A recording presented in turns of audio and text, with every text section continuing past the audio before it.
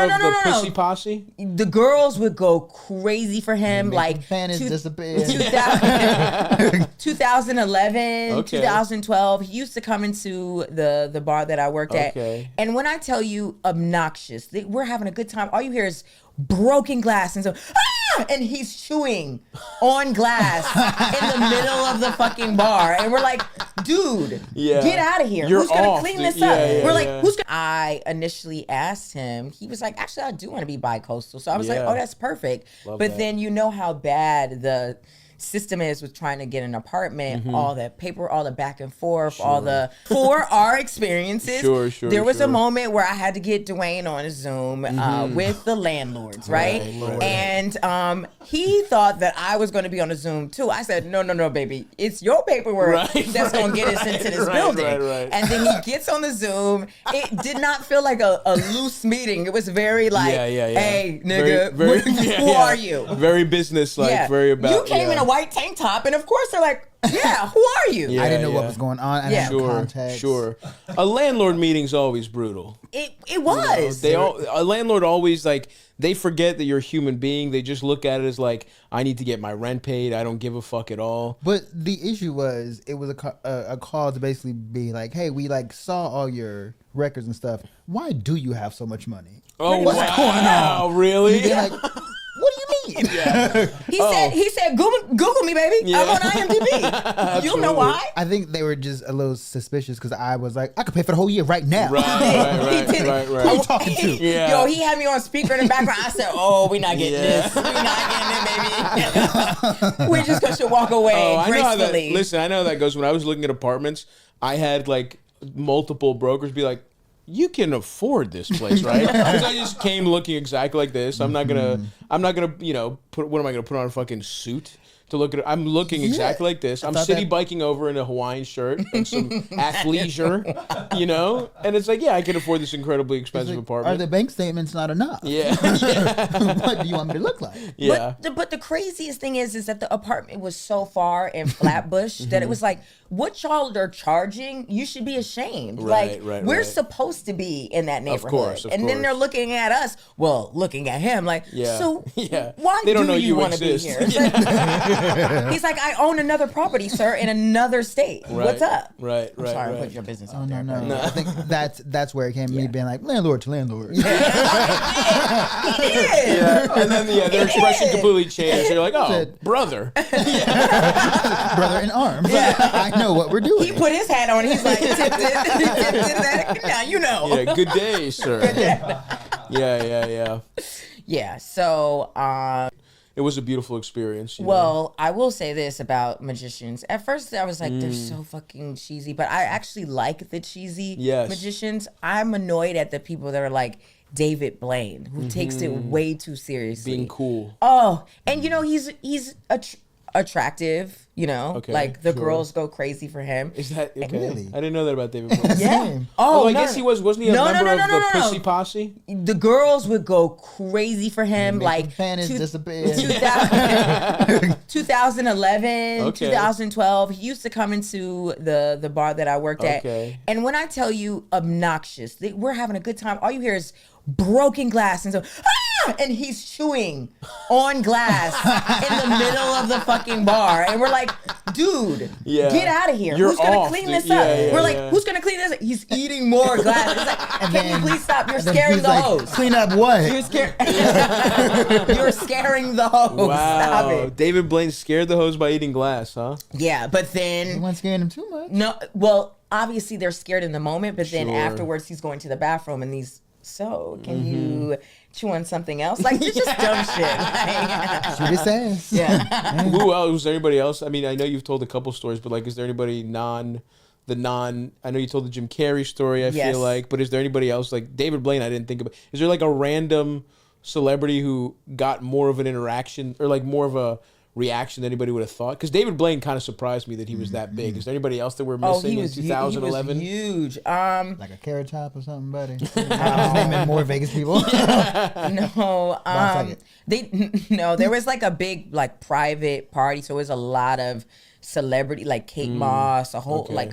It was very beige. Sure. And so, you know, I'm there. I'm just happy to be there. But I don't know everybody who's famous. I don't know everybody who's legendary. And famous people hate that. They hate when that. you treat them like a regular person. Well, no. I remember one time Bono came in and obviously I know who you are. Dude. Sure. But he's like... I can't help it. Your shitty songs are on my phone. Ooh. I didn't ask for it. Remember that bullshit? Why the fuck did they put a U2 album on every iPhone? You guys, listen, you guys act like you were, you know, touched. It was just music. Don't make it that big of a deal. It was fucking annoying. U2 sucks. They didn't ask for my consent. Okay, as a man, you should relate. Okay, that's y'all go to.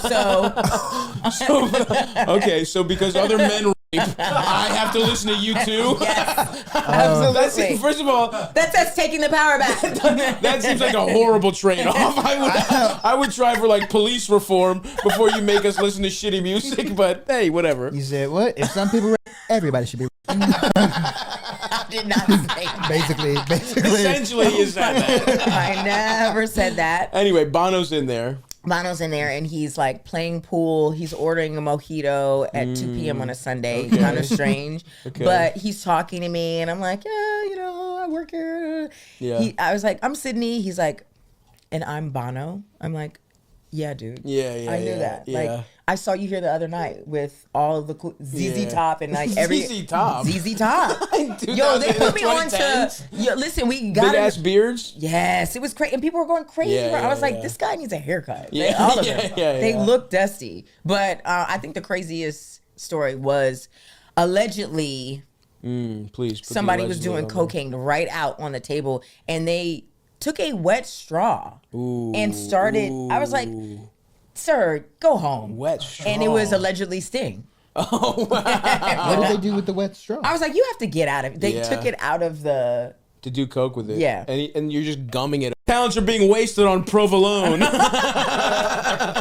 And then once I was done, they sent me back to the sandwich shop. Wow, really? Damn, you had to go back? And then I had to quit. I said, you can't show Of me course. the good life. Yeah. And he's like, go back. Yeah. The demotion I'm of it picking all. out antique chalkboards to write the sandwich specials on one day, and I'm supposed to make them the next? No, Yeah. thank you. I used to do on-demand like laundry service for like rich people. Oh, wow. They were weird generally. Totally.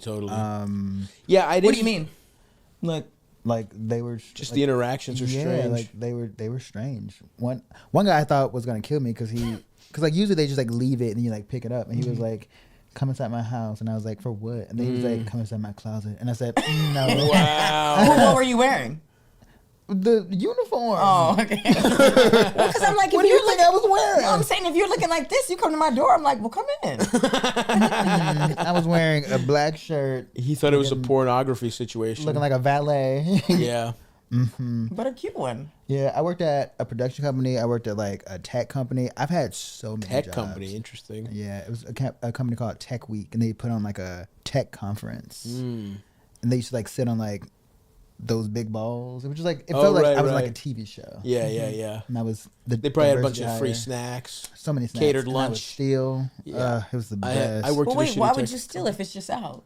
Is this not stealing if there's like you No, can have it? It's stealing once you take it from the place and bring it to your home. Oh, yeah. Oh, is it? Backpack full of Chips Ahoy and stuff like that. I Popcorners. thought it was a free for all. No. No. You're not supposed to just take as much as you can. And I would take more than snacks. Yeah. I'm stealing supplies. Yeah. They gave me a laptop I tried to keep. Listen, I was young and I had no money. I Big love businesses, give us the fucking laptop, dude. What are you gonna do with this Dell? Like, Like, don't steal from people, but a corporation, baby, take it. You can steal We're from taking. absolutely. Yeah. We're big on stealing from corporations. That's what they have like loss prevention and insurance for, you know? Yeah. So take it. I agree. Loss prevention. Like, I also worked at JCPenney. Ooh, hell yeah. That was my first job. Yeah. I was a greeter at the mall. A greeter at JCPenney. Wow, that's an That sounds upscale brutal. JCPenney. Yep, and it was in a very diverse neighborhoods. I would try to say hi in like different languages based off what I assumed. That's why I didn't keep the job for long. Positive racial profiling. I'm like, The I second want, day, they're like, so we're gonna have to let you go. I want them to feel like they are at home. Yeah. You're like, konnichiwa. Truly, just making guesses. No, that was a black man. Sorry. So fucking funny. Based off your features, I think. You grew up in Chicago, right? Or, yeah. Jumbo, yeah. Yeah. That's fucking hilarious. Damn, you have had a lot of jobs. Stavvy, what about you? You see, our people, we know how to work. What have you done? I never let on rich guys until I could get thousands of dollars out of them. I never did that. Mm-hmm. I just kind of worked with my hands, blue collar. Worked at a machine shop. I worked at one of the last Blockbusters when I was in college. That was pretty fun. You definitely give Blockbuster energy. It was, I really enjoyed that. I learned when they send you to collections, they just threaten you with phone calls. Mm-hmm. They don't actually send you to collections at Blockbuster. They make it seem like they do. They send you a bill that looks like you've been sent to collections, but they told me we never actually send anyone to collections. So I just stole like fucking 20 DVDs on the way out. I was like, oh, sick. I'm just going to keep these. What's up, Stav? You Greek god and eldest your loyal squire. Got a question for you. So, yeah, I like that. I'm 27, live in the city that I grew up in, and have a pretty large friend group where most of us also live in that city. We hang out pretty often. One of our very close friends, however, has taken up a habit over the last year or so of bailing on plans pretty much every time plans are made. He will even bail on plans that he himself initiated. That's next now, level. The kicker is, truly without fail, he blames his girlfriend for the bail every single time. It's not just that, but he's presumably like creating elaborate and bizarre stories to accompany that. And so, at one point he said his girlfriend's brother, who lives in another state, had COVID. Another time, her lesbian aunt and her partner were visiting town, and there was traffic to get into the city, so he couldn't come. Just last weekend, he said, all that lesbian traffic. He said, sorry, I can't come. She has diarrhea. Wow. Come to find out, she posted an Instagram story an hour later at an ice cream store. So basically, none of us feel emboldened enough to confront him about it, but it's easier to just kind of shrug, assume he won't show up. I mean, what would you do about this, though? It is frustrating. On the off chance we do see him, everything's fine and great, but just feels like he does everything possible to not be our friend and see us. At what point would you approach him? At what point would you confront a guy like this? Would you just cut off the friendship? Appreciate your thoughts. You're the best. Thanks. Yeah, I mean, I think this is just classic 27 thinning out the herd of your friends. You know what I mean? Like at every age, you realize you kind of outgrow certain people. And this guy if somebody cancels on you this many times, you just stop inviting them at a certain point. You're like, I'm tired of this fucking, I don't know, is he like your best friend? Do you guys go, how far back do you go? He might just be 27 is also a classic time where a lot of friends from like your 20s start to drop off. You know what I mean? Nah, but 27 is like, we lit, we out, let's go. Like there should be no reason why, I got a girlfriend. I'm like, we out. The girlfriend's out. We drinking. We partying. What's good? Like, it's summertime. That's what I'm saying. He doesn't want to be a part of that. Was it snowing? Like, nobody is just making up excuses, especially at that young of age. It's like, we want to be outside. I mean, I don't want to sound like not sympathetic, but there's a pattern of everybody being bitches. Like, what's going on? Yes. Like, he said, like, I'm not emboldened. If y'all don't jump him emotionally as a group, like, what the fuck, man? Hello. And then also just show up where he at. Ambush. I think y'all need to match energies. I like that. Match energies. Yeah. And then just have fun with that. Because clearly he's having fun making shit up. Yeah, it's really weird why he feels the need to make these. It's also very cowardly to hide behind your girlfriend. Yeah. So he may be hiding something. Yeah, I mean. He could be depressed. I guess if he's a good enough friend. Crack. Yeah, he's on crack. That's another throwback. A throwback vice. I think if he's a good enough friend, it merits like a direct conversation to be like, hey man, what the fuck's going on? Like, you don't come to anything? Like, it's all good. Like, do you want to hang out? Like, there's no way these excuses, like, I always think, if he's talking about one of his best friends, I always think if somebody I'm as close with as eldest or somebody in like our friend group, we would be like, hey man, what the fuck's going on? Like, what? And if you get another